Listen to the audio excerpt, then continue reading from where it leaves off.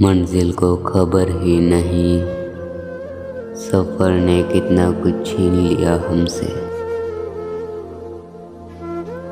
ابھی تو ساری رات باقی ہے، چاہتوں کی کچھ بات باقی ہے۔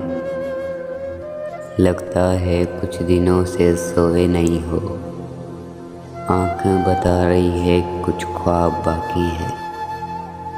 لگتا ہے اداسی بہت بھوکی ہوتی ہے، انسان کی مسکراہٹ کو کھا جاتی ہے۔ جی بھر کے دیکھ لو مجھے، میں پھر نہ نظر آؤں گا۔ شیشہ ہوں ایک گرتا ہوا، گرتے ہی بکھر جاؤں گا۔